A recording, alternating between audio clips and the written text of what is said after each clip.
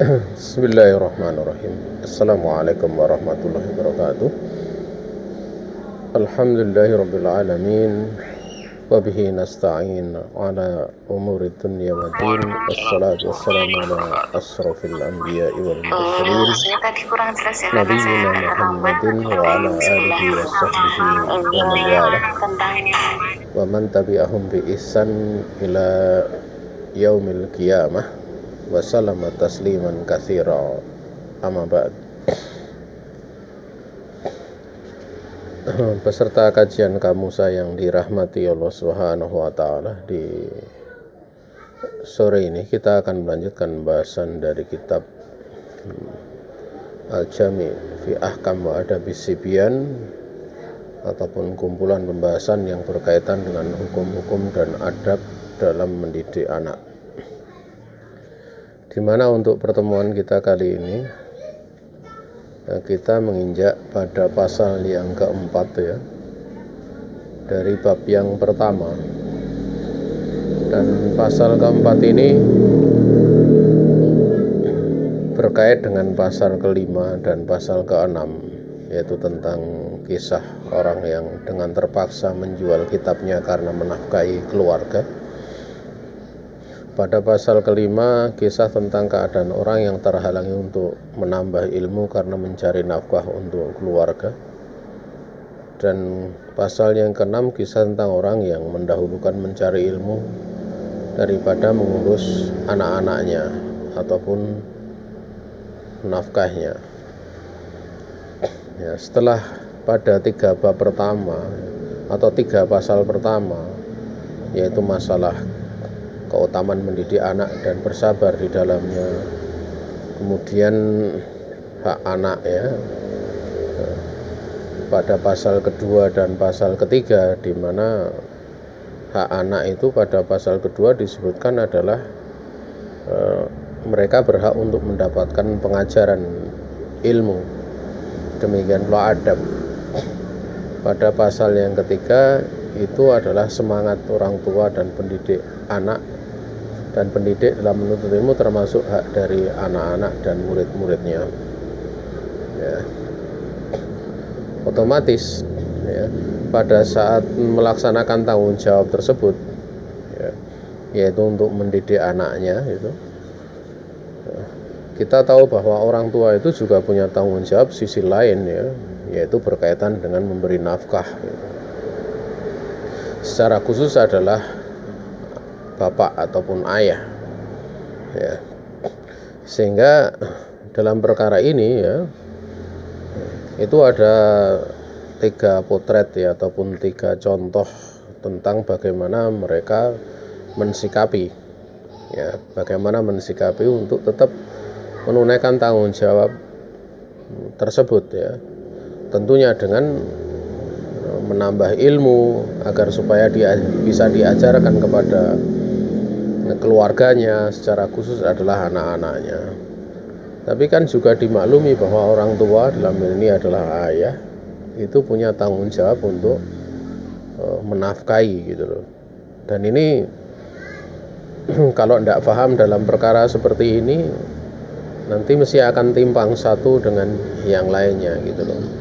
Satu sisi kewajiban mendidik, satu sisi kewajiban memberikan nafkah. Dan kita tahu di dalam pembahasan seputar masalah agama ataupun di ilmu agama, itu banyak perkara-perkara yang di dalamnya itu yang dicapai adalah, atau yang dicari, banyak didapati maslahah yang sifatnya penyempurna gitu loh. Maslahah penyempurna ya. Sebagaimana contohnya seorang mungkin sudah punya ilmu tentang perkara-perkara yang dimaklumi seperti rukun Islam, rukun iman ya. Kemudian dia menuntut ilmu yang lebih lagi pada perkara yang sifatnya menyempurnakan ilmu yang sebelumnya gitu. Itu masalah penyempurna. Sementara kalau tanggung jawab memberikan nafkah itu, dia adalah perkara yang sifatnya darurat, kebutuhan yang sifatnya darurat, tidak sekedar penyempurna ya. Karena kebutuhan orang makan, kebutuhan orang orang minum itu tidak bisa hanya sehari makan, sehari nggak makan gitu. Tetapi kebutuhan makan minum itu terus berjalan ya. Karena itu merupakan tabiat manusia, dia butuh untuk hidup itu makan dan minum. Maka dalam kondisi seperti itu perlu seorang untuk memahami perkara ini dengan baik ya, agar supaya tidak terjadi salah pemahaman yang kadang dibenturkan gitu. Ya, saya kasih contoh satu saja sebelum kita menginjak pada pasal keempat, pasal kelima, pasal keenam. Ya, seperti kisah ataupun kejadian yang saat ini terjadi. Ya, kejadian yang saat ini terjadi kan adanya corona gitu loh. Corona itu kan pemerintah menganjurkan untuk istilahnya tidak keluar rumah, bahkan dalam hal-hal yang dimaklumi seperti sholat jamaah ya, ataupun kalau sholat jamaah dengan prokes yang cukup ketat gitu. Demikian pula tentang masalah mendirikan sholat Jumat ya, sholat jamaah dan semisalnya itu ada aturan-aturan yang dimaklumi gitu. Tapi di satu sisi pemerintah itu membolehkan untuk keluar ke pasar misalnya, ini di awal-awal tentang wabah ini gitu. Itu kadang ada orang yang sengaja membenturkan, kenapa ke masjid dilarang, kenapa di pasar nggak dilarang gitu loh. Ya. Sehingga seolah-olah dengan ungkapan itu yang melarang berarti melarang agama gitu loh, melarang untuk beramal agama, tapi membolehkan dalam hal dunia. Itu berarti lebih mendahulukan dunia dibandingkan agama. Itu cara berpikirnya nggak seperti itu. Membenturkan hal seperti itu, dia nggak paham antara perkara yang sifatnya itu kebutuhan yang darurat dan perkara yang sifatnya maslahah penyempurna. Sholat jamaah itu kedudukannya adalah maslahah yang sifatnya penyempurna. Ya, sehingga pada kondisi-kondisi tertentu tidak dilaksanakan sholat jamaah itu dibolehkan gitu loh, karena sifatnya penyempurna bagi sholat itu sendiri ya. Sehingga di situ berlaku beberapa udzur yang dimaklumi di dalam bahasan kitab fikih gitu loh. Sementara kalau makan minum itu kaitannya dengan ke pasar, itu hal yang darurat, hal yang sifatnya tidak mesti terpenuhi kebutuhan tersebut. Kalau orang tidak makan, orang tidak minum, ya dia akan mati gitu loh. Ya, dia akan mati. Makanya kita kalau misalnya kita istilahnya belum berhaji gitu, uangnya digunakan untuk makan minum, kebutuhan sehari-hari ya, itu dibolehkan di dalam syariat untuk belum berhaji karena ada udzur. Karena haji itu sifatnya diamalkan seumur hidup. Kalau makan minum itu adalah ya tidak setiap hari gitu. Ya. Ini dimaklumi di dalam bahasan syariat dan itu tidak jauh beda dengan pembahasan tadi tentang sholat jamaah. Maka kalau paham tentang masalah ini antara hal yang sifatnya darurat dan hal yang sifatnya maslahah penyempurna ya, ini hal yang perlu diperhatikan pada saat orang tua menuntut ilmu yang itu merupakan hak anaknya gitu loh. Itu sifatnya ya, jangan sampai menjadikan yang kedua, yaitu kaitannya dengan memberikan nafkah, itu terlantar ya. Kecuali kalau keadaan-keadaan tertentu anaknya sudah dewasa dan mampu, istrinya juga mampu untuk sabar, itu ada beda lagi pembahasan gitu loh. Tapi secara asal mesti itu ditunaikan. Makanya dahulu istri dari Ibrahim Al-Harabi ya, dia mengatakan ya, hab ani ana wa iyaka nasbir ya, sekarang berikan nafkah ya, saya adapun saya dan kamu bisa sabar. Fakaifa nasna'u bihataini sibyata ini. Ya kalau saya dan kamu bisa sabar lah, kalau anak ini, 2 anak kecil ini gimana bisa sabar? Itu menunjukkan bahwa kalau anak itu belum balik, itu tentu berbeda keadaannya ya. Nggak bisa kemudian anak umur 2 tahun suruh sabar, itu nggak bisa ya. Nah, karena sabar itu pembahasan seputar masalah taklif, pembebanan hukum gitu. Nah di sini ya, setelah kita mengetahui pembukaan ini ya, mukadimah ini, kita akan bahas pada kisah yang keempat ya, tentang pasal yang keempat ya, atau kisah pada pasal keempat ini ya. Di pasal yang keempat ini diterangkan adalah kisah tentang orang yang terpaksa menjual kitabnya karena menafkahi keluarganya ya.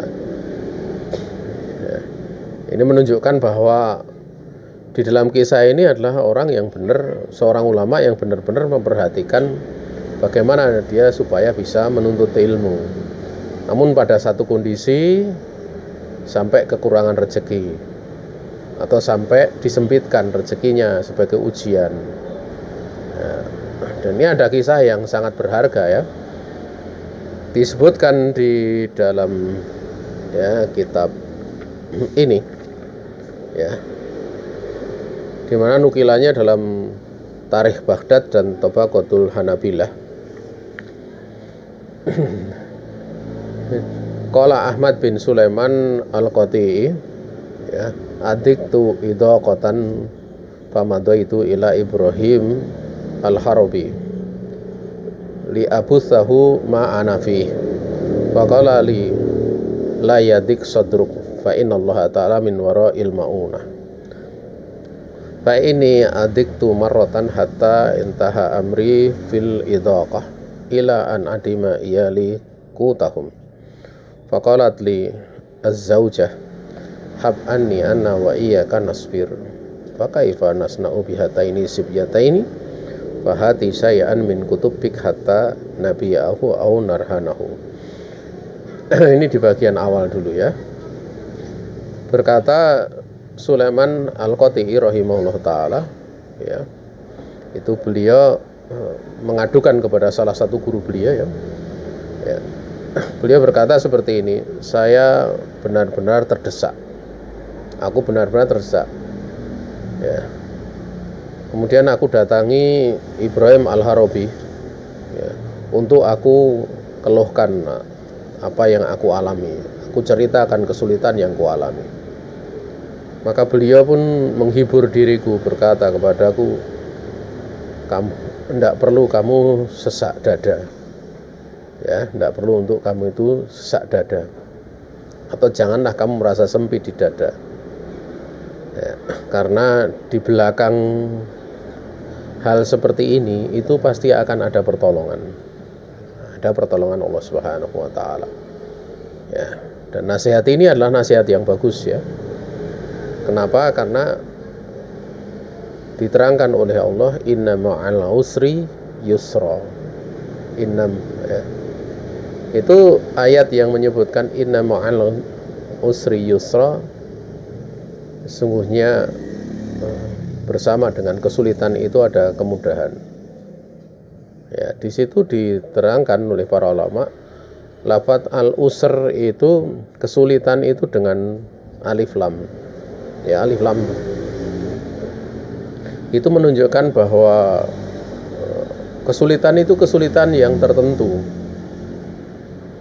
Sementara yusronya itu dalam bentuk nakirah, artinya tidak tertentu ya, sehingga sampai para ulama mengatakan karena ayat itu diulang, fa inna ma'al usri yusra ya, inna ma'al usri yusra, ada 2 ayat seperti itu mereka mengatakan, para ulama mengatakan bahwa satu kesulitan tidak akan bisa mengalahkan 2 kemudahan ya, karena yusronya dalam bentuk nakirah, sementara usrnya dalam bentuk mu'arraf bi alif lam ya, ditakrif dengan alif lam ya.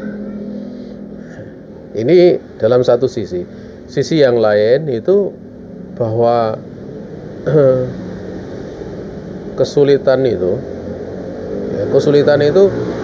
kalau sampai pada tahapan menyangat itu pasti dekat dengan pertolongan Allah. Sehingga di dalam kitab Tuhfatul Ahwadhi, ya, syarah dari Sunan At-Tirmidzi, itu diterangkan oleh pensyarah kitab tersebut, yaitu penulis kitab Tuhfatul Ahwadhi, idza qawiyatil adiyatu qaruban nasr. Apabila sesuatu gangguan itu mulai menyangat ya atau menguat itu tanda dekatnya pertolongan Allah. Sehingga apa yang disampaikan oleh Ibrahim Al-Harabi ini kepada Sulaiman Al-Qati, Ahmad bin Sulaiman Al-Qati rahimahumullah taala, ini ada kesesuaian gitu loh. Ada kesesuaian sehingga beliau langsung mengatakan, ya, la yadik sadruk fa innallaha ta'ala min wara'il maunah. Tidak perlu dadamu sempit gitu loh. Karena Allah Ta'ala di belakang ini akan memberikan pertolongannya, atau di belakang ini ada pertolongan Allah, ya. Setelah beliau menghibur dengan mengembalikan pertolongan Allah, maka beliau menceritakan kisah yang terjadi pada diri beliau. Ini bolehnya kadang seorang memberikan nasihat itu dengan peristiwa yang terjadi pada dirinya, itu tidak mengapa, ya. Apalagi kalau itu murid dekat gitu loh. Apalagi kalau itu orang yang dekat gitu, punya kedekatan. Naam. Maka setelah itu beliau mengatakan, Ibrahim Al-Harabi mengatakan, sungguhnya pernah di suatu waktu aku mengalami keterdesakan yang sangat kuat ya, atau puncak keterdesakan, sampai di keluargaku tidak ada makanan untuk dimakan. Kut itu adalah bahan makanan pokok gitu loh. Tidak ada gitu loh. Ya, nah seperti itu. Sampai istriku pun mengatakan kepadaku, ya sekarang berikanlah kepadaku nafkah gitu loh. Ya, nafkah. Berikan sekarang. Ani ana wa iyyaka nasbir. Ya. Adapun saya juga kamu itu bisa sabar gitu loh. Artinya permintaan nafkah ini berkaitan adalah untuk siapa? Untuk anaknya ya, untuk anaknya. Lalu bagaimana kita bisa melakukan dengan dua anak kecil ini gitu loh. Tidak mungkin anak kecil dikatakan sabarlah, kamu kan tidak mungkin. Kalau udah balik bisa, tapi kalau anak kan tidak mungkin ya, bisanya cuma nangis gitu loh. Ya. Yang cuma nangis. Ya. Atau kalau kita lihat ya kisah seorang sahabat yang mengalami keterdesakan karena menjamu tamu Nabi gitu. Itu kan anak-anaknya disuruh untuk ditidurkan ya. Artinya itu pun sementara saja gitu loh. Sementara saja, hanya satu kali aja, tidak terus-menerus. Ya, maka kemudian istrinya ini memberikan solusi ya pada suaminya. Ya. Sekarang berikanlah saja sebagian kitab-kitabmu untuk bisa kita jual atau kita gade. Berarti kan benar-benar sudah mendesak gitu. Dan kita tahu bahwa sampai kitab itu dijual gitu, itu kalau di kalangan keluarga para ulama adalah atau penuntut ilmu di masa itu ya, itu sebuah perkara yang benar-benar terdesak, karena kitab itu tidak seperti di masa sekarang ada percetakannya, kemudian bisa beli dengan mudah, tidak bisa. Orang untuk bisa mendapatkan kitab itu mesti mendatangi guru, mencatat sampai tercatat. Jadi ada sanadnya gitu loh. Sehingga harganya ya lumayan gitu, cukup mahal gitu. Maka diterangkan di sini oleh Ibrahim Al-Harabi, fadonantu bidzalik wa qultu iktaridi lahum syai'an wa anzirini baqiyatal yaum wa lailah. Maka beliau pun mengatakan, aku enggan untuk melakukan hal demikian itu, malas aku untuk jual kitab. Maka aku katakan kepada istriku, sekarang kamu pinjami aku saja ya, pinjamilah oleh kamu aku untuk kemudian bisa digunakan nafkah makan kedua anak tersebut. Jadi suami pinjam istri karena harta istri sama harta suami itu beda gitu. Kemudian tunggulah ya. Tunggulah beberapa hari dan beberapa malam, diriku, aku akan membayar, akan menggantinya gitu loh. Ya. Ya. Kemudian beliau menceritakan satu kisah, wa kana li baitun fi dihlis dari fihi kutubi fakuntu ajlisu fihi linaskhi wan linadhar falamma kana fi tilkal lailah idza dakun yadukul baba. Aku ini punya rumah di daerah namanya Dihlis. Itu adalah rumahku yang di dalamnya itu kitab-kitabku aku simpan gitu loh. Dan biasa fakuntu ajlis ya. Biasa aku duduk gitu loh. Aku duduk di rumah tersebut ya, tinggal di rumah tersebut untuk menyalin ya, untuk demikian pula untuk melihat ya, meneliti, menelaah kitab-kitab pelajaran yang beliau telah belajar gitu loh. Tatkala hal itu terjadi di suatu malam ya, tiba-tiba ada orang yang mengetuk pintu. Ada seorang yang mengetuk pintu. Ya, jadi beliau biasa di situ gitu. Karena aktivitasnya biasa di situ, maka dikatakan khobarnya di situ fakuntu ajlisu itu kan fi'il mudhari'. Itu sebagai khobar dari khobar kananya adalah itu. Khobar kana kalau mudhari' itu menunjukkan sebuah kebiasaan yang terus-menerus. Maka aku waktu itu fakuntu, aku ini biasa berada di dalamnya. Nah, sehingga pada suatu malam ada seorang yang mengetuk pintu. Ya, bertepatan dengan sebelumnya istrinya meminta untuk diberikan nafkah. Maka aku pun mengatakan, man hadza, siapa ini? Ya, maka dia mengatakan rajulun minal jiran, saya ini tetanggamu gitu. Ya, salah seorang tetanggamu. Maka fakultu, aku pun berkata, udkhul, masuklah.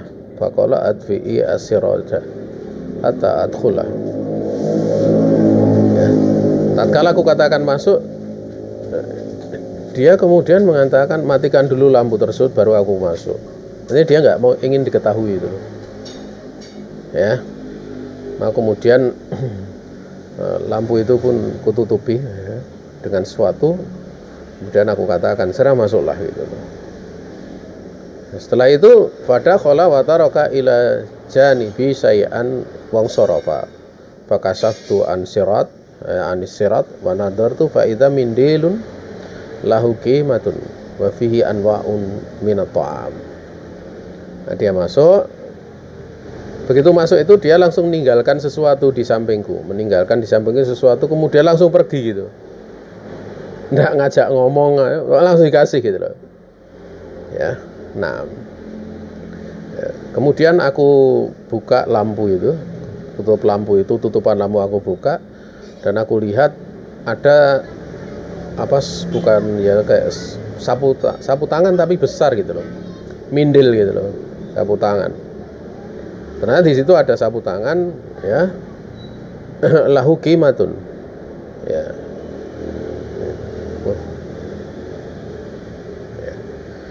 Yang membungkus sesuatu yang di dalam itu bernilai gitu loh, ya bernilai. Dan di dalamnya juga ada macam-macam makanan. Ya, di dalamnya itu ada makanan ya. Juga kadikun fihi khamsami'ati dirham. Dan juga di situ ada wadah yang berisi 500 dirham. 500 dirham itu cukup banyak ya. Kemudian fada autu zaujata wa qultu ya ambihi sibyana hatta yakulu. Ya, maka aku pun memanggil istriku dan kukatakan saya beritahukan kepada anak-anak untuk makan. Ya, beritahulah anak-anak sehingga mereka bisa makan.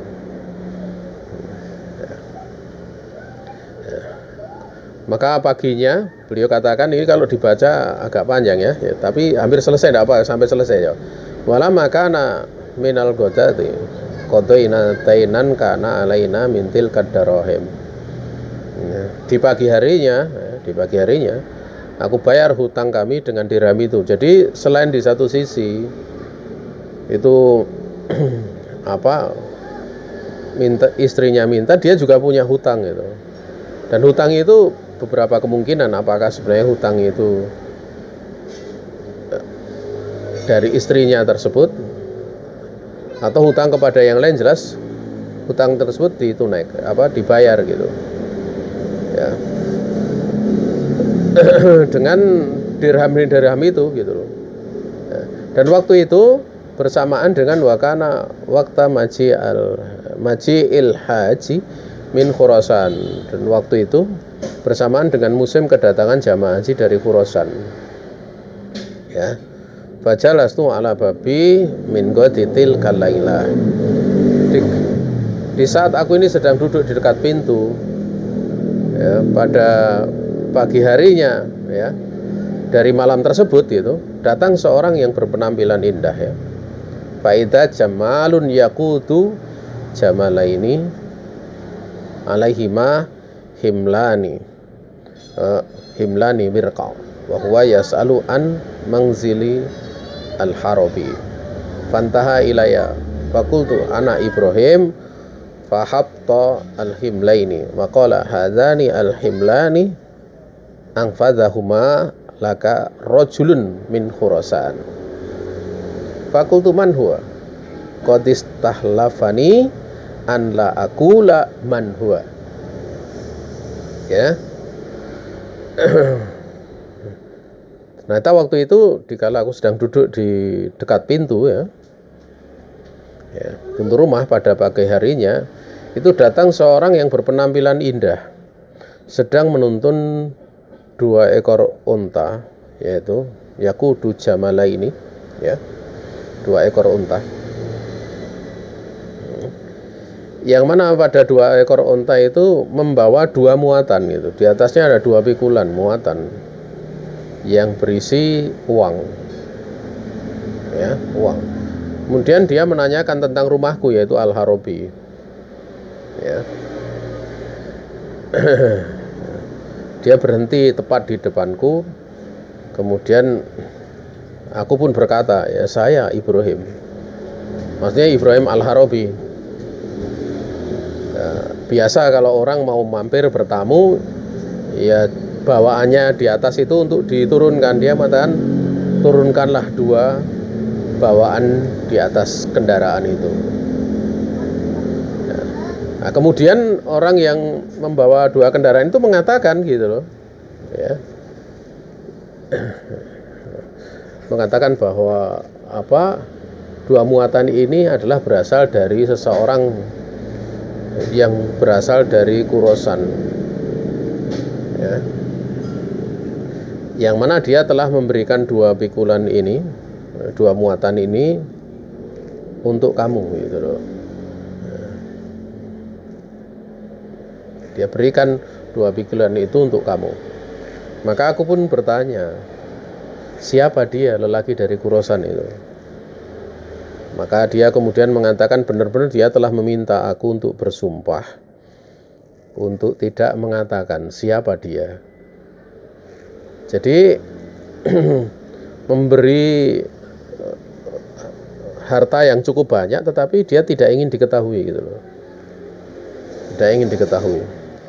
Subhanallah. Dan memang bersedekah itu ada 2 macam ya, sedekah yang terang-terangan dan ada yang siriyah gitu. Dan sedekah yang terang-terangan itu lebih utama dalam kondisi-kondisi yang memang sifatnya anjuran untuk bersama-sama atau orang banyak melakukannya, seperti membangun masjid, untuk berinfak, membantu orang miskin yang banyak, seperti bencana alam. Itu terang-terangan disebut namanya, tidak ada masalah. Sebagaimana Nabiullah Muhammad SAW melihat ada seorang laki-laki yang membawa sedekahnya itu di atas punggungnya sampai berat. Dia letakkan kemudian diikuti orang banyak. Dia bersedekah. Maka Nabi pun kemudian bersabda, man sanna sunatan hasanatan fil Islam falahu ajruha wa ajru man amila biha la yanqusu min ujurihim syai'a. Artinya dia mendapatkan pahala di atas kebaikan tersebut, sunnah yang diadakannya tersebut, dan jika dia akan mendapatkan pahala orang yang mengikutinya, yang mengamalkannya tanpa mengurangi pahala dia sedikit pun gitu. Nah, tetapi kalau sifatnya seperti ini ya, yang mana terkadang diberi nafkah atau diberi sedekah itu cuma 1-2 orang, tidak menyangkut masalah yang besar untuk banyak orang, maka sembunyi-sembunyi itu lebih utama, share itu lebih utama. Yang bisa dipetik dari kisah ini ya, bahwa menuntut ilmu, berbekal dengan ilmu itu merupakan bagian dari ketakwaan. Dan kita tahu bahwa menuntut ilmu itu menjadi sebab orang mendapatkan rezeki ya. Makanya ada 2 saudara di masa Nabi alaihi salatu wassalam ya. Yang mana yang satu itu dia yahtarif itu nyari nafkah, nyari uang. Yang satu itu ja'an Nabi alaihi salatu wassalam, dia mendatangi, atau ya'tin Nabi alaihi salatu wassalam, mendatangi Nabi alaihi salatu wassalam untuk menuntut ilmu. Maka wasyaka ila Nabi alaihi salatu wassalam al-muhtarif, orang yang nyari rezeki ini, yang mencari nafkah ini, dia mengeluhkan kepada Nabi alaihi salatu wassalam tentang saudaranya. Maka Nabi alaihi salatu wassalam kemudian mengatakan la'alaka turzakubi, bisa jadi kamu itu diberi rezeki karena saudara kamu ngaji, saudara kamu menuntut ilmu. Maka kalau seorang paham seperti ini ya, itu padahal 2 bersaudara gitu, satu ngurusin nafkah, satu ngaji. Saudara itu kan kalau sama-sama dia balik ya, saudara lelaki ya, sama-sama balik, itu kan sebenarnya sudah masing-masing punya tanggung jawab terhadap nafkahnya sendiri-sendiri kan, secara asal. Artinya tidak ada misalnya kakak bertanggung jawab sama adik, itu tidak seperti itu gitu. Secara syariat loh, secara syariat. Berbeda kalau orang tua kepada anak gitu loh. Kalau orang tua kepada anak itu bahkan disyariatkan memang orang tua bertanggung jawab mengurusi anaknya dalam nafkah gitu. Makanya mesti difahami oleh orang tua, kalau kemudian nyekolahkan anak itu jangan pesimis gitu. Memondokkan anak itu jangan pesimis. Biayanya mahal begini dan sebagainya gitu. Ya.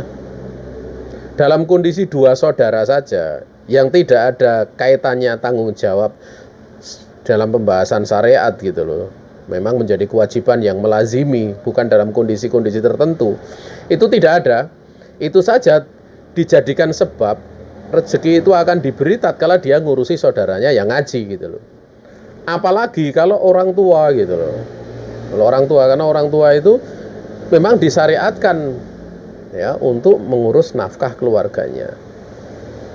Ya, sehingga manakala anaknya belajar mondok gitu loh, itu hendaknya berpikirnya dirubah gitu loh. Dirubah misalnya mondok. Ya benar, kita kalau mondokkan anak atau mengajarkan anak di satu lembaga, kita cari yang murah gitu loh. Kadang cari yang seperti pertimbangan murah itu enggak masalah gitu. Nyari yang lebih murah itu pun enggak ada masalah. Tapi yang harus dipahami bahwa tatkala anak itu belajar itu bukan membebani orang tua, tapi dia menjadi sebab datangnya rezeki gitu. Datangnya rezeki. Kalau toh pada satu kondisi itu kemudian rezekinya disempitkan, itu ujian namanya. Itu ujian. Jangan disalahkan aktivitasnya. Oh, ngaji terus, ngentek-entek duit gitu loh. Oh, cuma sekolah terus ngentek-entek duit ya. Kalau dahulu ada sebuah ungkapan ya, man talabal hadis faqad aflas. Barang siapa mencari hadis, sungguh dia akan bangkrut. Itu ada pembahasan gitu loh. Masyhur itu di kalangan para ulama dahulu. Karena mencari hadis itu pergi ke berbagai negeri. Beda kalau belajar fikih, datang kepada satu ulama, belajar di situ sampai bertahun-tahun duduk. Kalau mencari hadis nanti pindah-pindah negeri gitu loh. Makanya mesti bangkrut gitu loh. Sehingga bagi orang yang benar-benar ingin mencari hadis ya dia hendaklah punya persiapan ya, perbekalan agar supaya dia bisa mendapatkan apa yang dia cari. Nah, kisah ini adalah kisah yang sangat bagus ya, sebagai dimana kita bisa mengambil pelajaran ya bahwa pertolongan Allah itu adalah yang lebih layak untuk diharapkan di saat seorang itu bersibuk-sibuk atau seorang itu dia melaksanakan tanggung jawab ini secara khusus ya, tanggung jawab untuk menunaikan hak anak, demikian pula istrinya di dalam mendidik mereka agar supaya mereka punya bekal ilmu agama sehingga bisa beramal dengan amalan soleh. Dan itu juga tidak hal itu juga bukan berarti hanya berlaku pada perkara ini saja, juga di dalam memberikan nafkah sebagaimana hadis yang sudah kita bahas pada pertemuan yang lalu, yaitu man jahaza ghazian faqad ghaza wa man khalafa ghazian fi ahlihi faqad ghaza. Barang siapa mempersiapkan orang yang berperang di jalan Allah, maka sungguh dia juga teranggap berperang di jalan Allah Subhanahu wa ta'ala. Dan barang siapa yang tidak ikut berperang karena mengurus keluarganya, dalam keadaan dia mengurus keluarganya, maka sungguh dia juga terhitung sebagai orang yang berperang di jalan Allah Subhanahu wa ta'ala. Dan juga di sini kalau kita lihat ya, ada pelajaran yang berharga bahwa orang tua, dalam hal ini ibu dan bapak itu, tentunya mensikapi manakala terjadi kesempitan itu, kesempitan nafkah gitu. Itu hendaklah disikapi dengan cara yang pas gitu loh. Artinya cara pas itu ya pembicaraannya antara orang tua, jangan anak kemudian dilibatkan kalau dia belum paham. Makanya dia mengatakan fakaifa nasna'u bihataini sibyataini. Lalu bagaimana kita bisa lakukan dengan dua anak ini? Nah, kalau kita bisa bersabar, orang tua bisa bersabar gitu. Ya. Wallahu taala alam. Dari kisah ini pula ada pelajaran bahwa menjual kitab, memperjualbelikan kitab itu tidak ada masalah. Boleh ya. Dan ini dipanjangkan dari pembahasan seputar masalah mengajari Al-Quran dengan ujroh, dengan gaji. Itu menurut pendapat yang rajih adalah boleh gitu loh. Dia boleh. Karena ru'yah itu kan termasuk membacakan Al-Quran, boleh untuk mengambil ujroh, gaji ya. Sehingga mengajar dengan gaji itu boleh. Hanya saja kalau mengajarnya di masjid, nah ini beda. Kalau mengajarnya di masjid itu Imam Malik rahimahullah ta'ala menyebutkan tidak diperbolehkan ya. Jadi kalau di masjid kok dicari uang itu tidak boleh. Makanya orang-orang yang ada di masjid itu kalau dia ngajar ya babnya mukafaah, dan mesti dibedakan mukafaah dengan gaji ya. Oh. Di banyak tempat tidak dibedakan, mukafaah sama gaji sama, beda. Mukafaah itu sebagai sebuah kelayakan, penghormatan, kecintaan, dan yang lain sebagainya. Dan itu bukan hak dari orang yang diberi mukafaah. Makanya kalau nggak diberi mukafaah, dia nggak boleh nuntut. Ya, kalau gaji itu boleh dituntut, gitu loh. Ya, mukafaah. Dan kalau seorang dia ngajar dengan sistem mukafaah, dia dapat hadiah dari muridnya itu tidak apa-apa. Tapi kalau gaji, hati-hati. Gaji dapat, misalnya di sekolah dapat gaji, udah digaji, kemudian dia dapat hadiah dari murid. Ini haram, tidak boleh. Hukumnya haram, tidak diperbolehkan. Kecuali hadiah-hadiah yang menjadi sebuah kelaziman dan bukan karena jabatan dia sebagai guru, sebagai pengajar yang digaji. Seperti dia nikah, dikasih hadiah, itu tidak ada masalah. Tapi kalau mengajar, tidak boleh. Atau dia, apa istilahnya, dari wakil dari sekolah, diminta rapat di Kemenak, dikasih uang bensin, itu tidak ada masalah seperti itu. Tidak ada masalah. Ya, itu sudah dianggarkan oleh pemerintah, oleh lembaga resminya, tidak ada masalah seperti itu. Tetapi kalau dari wali santri atau dari santri, wahada haram, tidak diperbolehkan.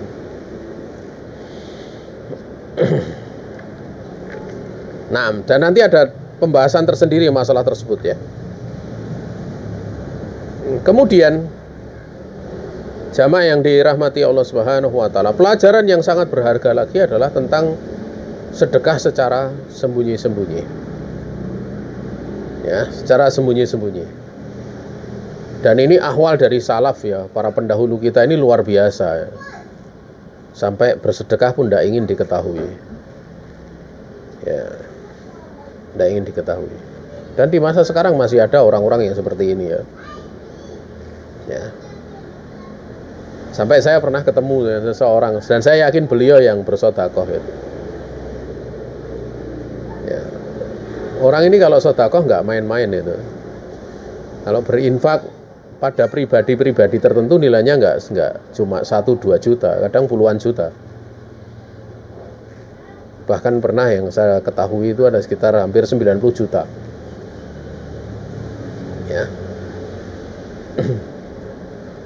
Pokoknya tahu-tahu orang itu dapat kenikmatan tanpa tahu siapa yang memberi gitu.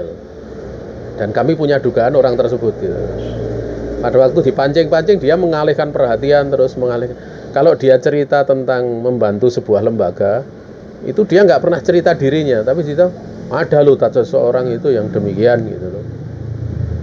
Tapi lembaganya itu kadang secara pertanggungjawaban keuangan kok kurang bagus ya.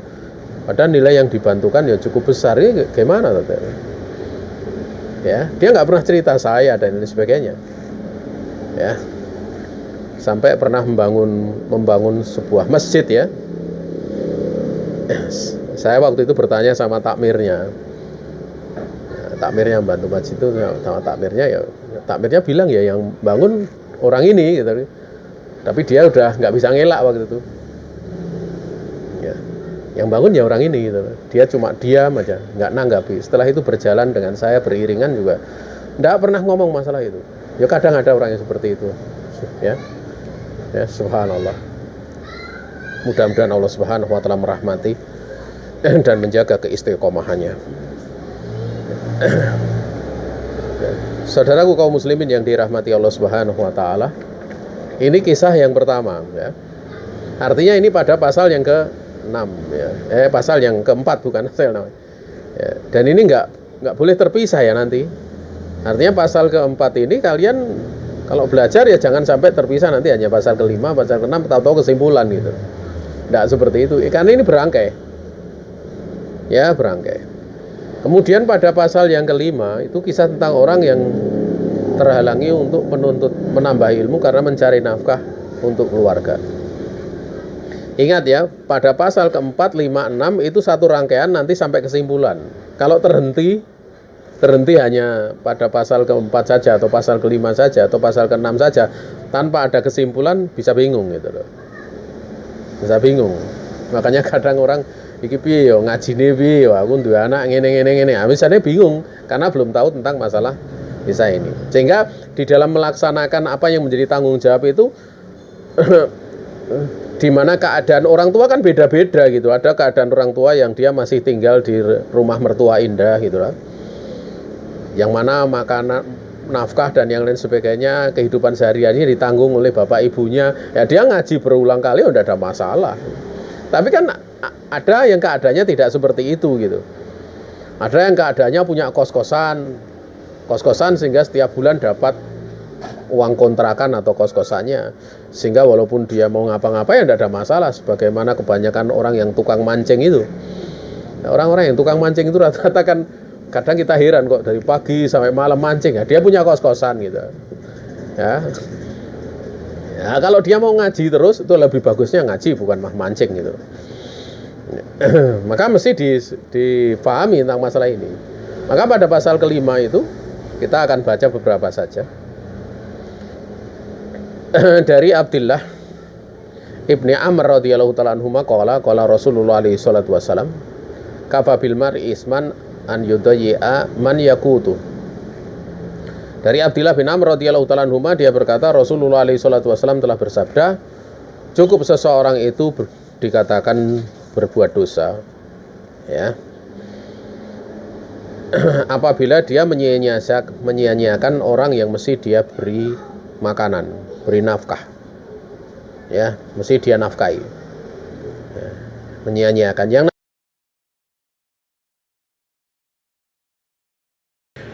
itu bukan berarti memberi kurang, bukan berarti seperti itu, karena terkadang orang memberi kurang tetapi dia sudah berusaha mencari nafkah. Ini tidak kategori menyia-nyiakan. Tapi itu kategori apa? Orang seperti itu kategori yang dia kurang dikarenakan memang jatah rezeki yang diberikan oleh Allah segitu. Dan itu sebagai ujian ya, sebagai ujian bagi hamba-hamba Allah yang lain. Termasuk hamba Allah itu sendiri dan hamba Allah yang lain. Ya. Makanya di dalam kitab yang lain ada pembahasan seputar masalah tetangga ya, tetangga yang orang yang dia kenyang sementara tetangganya itu lapar. Itu ada celaan dari Nabi alaihi salatu wasalam ya. Bahkan Nabi alaihi salatu wasalam sampai mengatakan laisal mu'min alladzi ya, allati yasba'u wa jaruhu au jaruhu ja'i. Ya. Bukanlah seorang yang beriman itu orang yang dia kenyang tapi tetangganya itu lapar. Tetangganya itu lapar. Nah. Jadi balik lagi ya. Kalau kemudian seorang kepala keluarga dia memberikan nafkah sesuai dengan kemampuannya, itu tidak dikatakan menyia-nyiakan walaupun misalnya di bawah apa istilahnya kelayakan gitu, seperti bapaknya cacat dan yang lain sebagainya, ada udzur.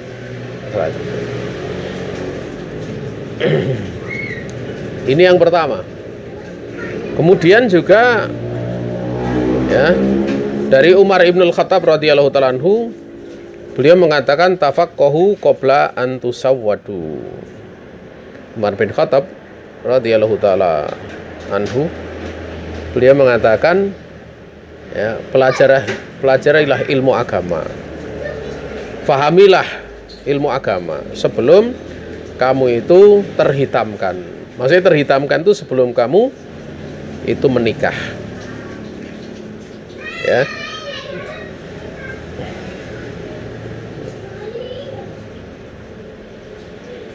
Sehingga ada ungkapan bahasa Arab ya, dikatakan istada ar-rajulu fi bani fulan idza tazawwaja fihim.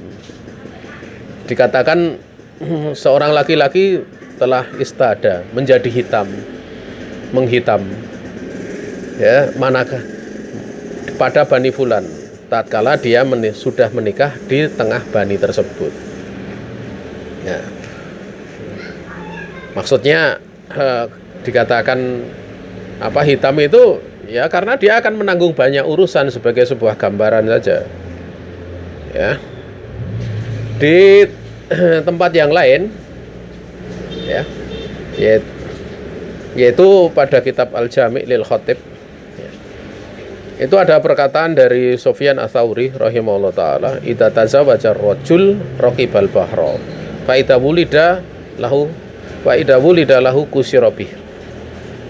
Apabila seorang laki-laki itu sudah menikah, maka raqibal bahra, maka dia mulai mengarungi lautan.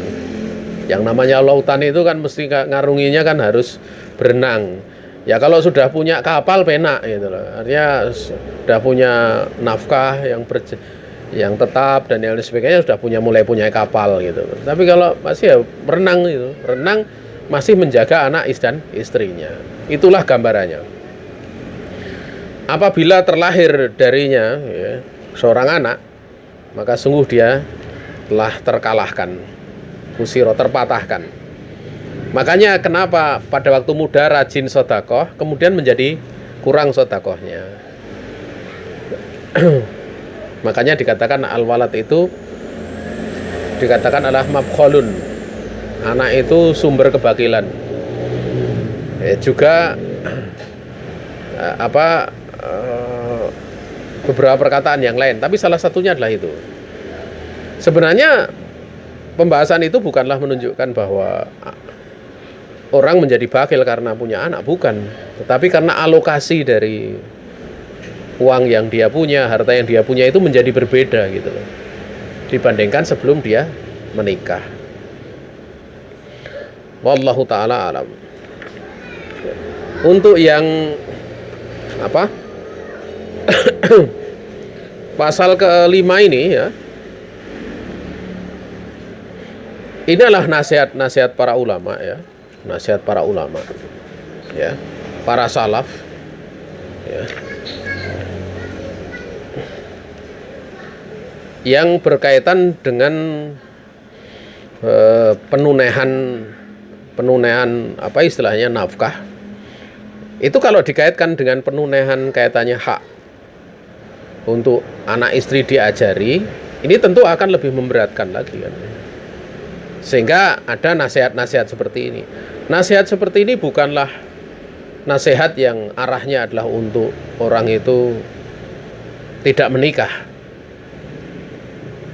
Bukanlah diarahkan agar supaya orang tidak menuntut ilmu, bukan. Tetapi nasihat ini diarahkan adalah untuk persiapan. Jadi jangan salah memahami ya. Adalah untuk persiapan. Ini mirip dengan seorang mempelai, suami istri, itu kenapa mesti diterangkan kekurangannya gitu loh. Bukan menghalangi untuk menikah, bukan, tetapi supaya pasangan yang mau menikah dia punya kesiapan. Punya kesiapan. Oh, ternyata istri saya orangnya punya kebiasaan seperti ini. Calon pasangan saya punya kebiasaan seperti ini, sehingga kira-kira saya mampu sabar atau enggak gitu loh. Sehingga memberitahukan kekurangan calon pasangan, calon suami ataupun calon istri sebelum menikah itu adalah untuk maslahah. Untuk maslahah. Jadi kalau ada orang yang asal keduanya menikah itu kemudian dikatakan ini bagus nih, begini, ini diceritakan bagusnya semua. Akhirnya begitu nikah, loh kok kayak gini, mesti akan jadi masalah. Tapi beda kalau diterangkan kekurangannya. Oh, akhwat ini kekurangannya seperti ini. Ya, diberitahu pada akhwatnya, ini ikhwah ini punya kekurangan seperti ini gitu loh. Itu kemudian nimbang-nimbang ya. Kira-kira saya mampu enggak ngadepi ya. Kira-kira bisa menyempurnakan enggak gitu loh. Karena yang namanya pasangan itu sifatnya menyempurnakan.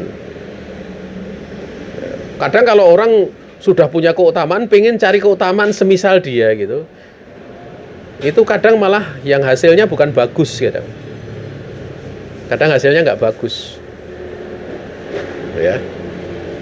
Yang paling bagus itu suami punya kelebihan untuk menutupi kekurangan istri, kemudian istri punya kelebihan yang bisa menutupi kekurangan suami. Inilah yang terbagus.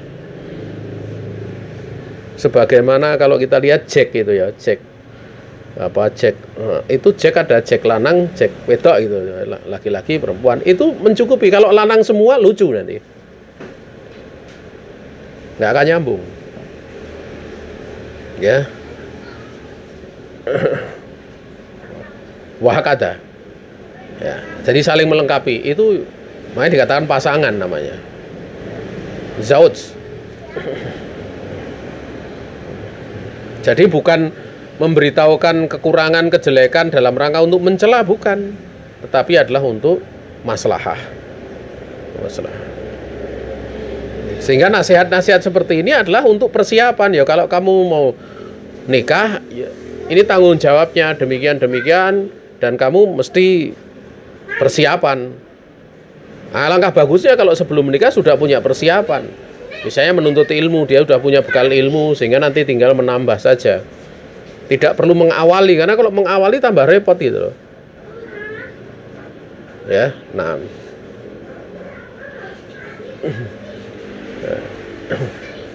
Peserta kajian kamu saya yang dirahmati Allah Subhanahu wa taala, kita tidak bisa melanjutkan untuk yang ke pasal yang ke-7 ya. Tapi kita cukupkan sekian saja. Nah, ini jangan lupa ya, pada pertemuan ini jangan sampai terlewat pada pasal ke-4, pasal ke-5. Ini sesuai urutan gitu. Jadi pada pasal pertama, pasal kedua, pasal ketiga itu kan ibaratnya mau mengaplikasikan bagaimana tanggung jawab itu diaplikasikan. Pada saat diaplikasikan, resikonya pasal 4, pasal 5, pasal 6. Ya, bukan tatkala ada resiko pasal 4, pasal 5, pasal 6 kemudian berhenti, oh enggak usah ngaji saja, bukan.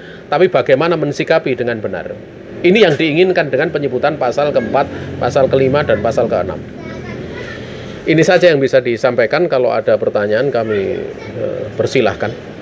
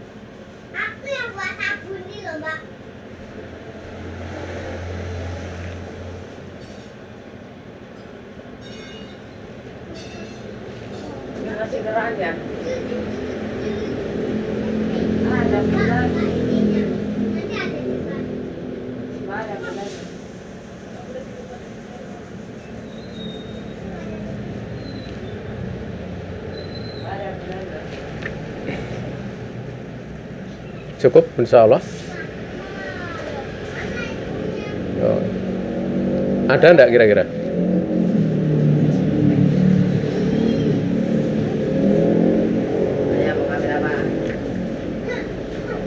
Nanti lewat grup saja ya. Kami kembalikan kepada pembawa acara ya, selesai insya Allah pembahasan kita sore ini. satunya.